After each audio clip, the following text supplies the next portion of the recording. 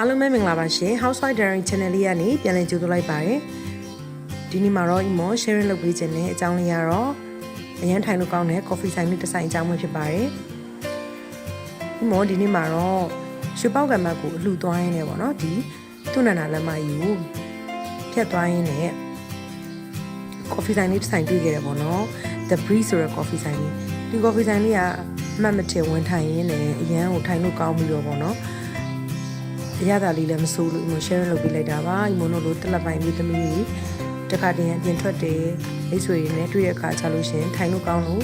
ဒီဇိုင်းလို့ emo share လုပ်ပေးလိုက်တာပါဒီဇိုင်းလေးရဲ့ထူးခြားချက်ကတော့ပကြီးဝါသနာပိုင်းတွေအတွက်အရန်ကိုပဲတက်မှုရှိတဲ့ဆိုင်လေးပေါ့နော်ပကြီးအများကြီးပဲပကြီးကားတွေအများကြီးပဲရှိရထိုင်တဲ့နေရာလေးတွေကလည်းတိုက်သုံးထပ်တိုက်ကိုတစ်ထပ်ချင်းစီမှာပေါ့နော်တီတီချာလေးပြင်ဆင်ထားပြီးရဲ့အပြင်ကိုဒီတိုက်သုံးထပ်တိုက်ကြီးရဲ့အနောက်မှာလည်းရေကန်လေးတွေနဲ့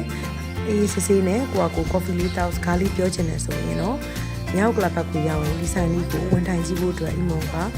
share လုပ်ပေးလိုက်ပါတယ်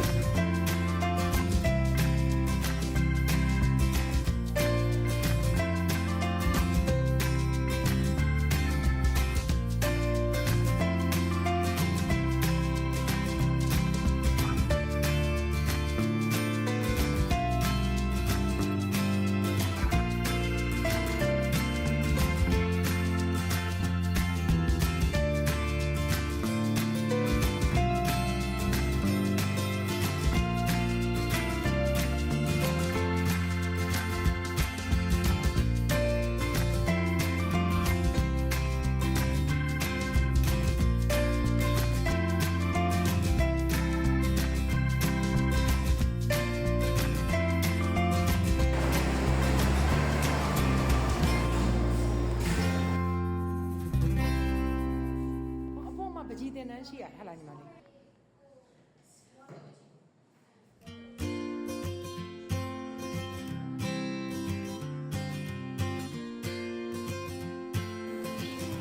နေရာလေးကတော့ emo အခုရိုက်ပြထားသလိုပဲမဟာကျိန်သစ္စာရှင်ဖရာကြီးရှိတဲ့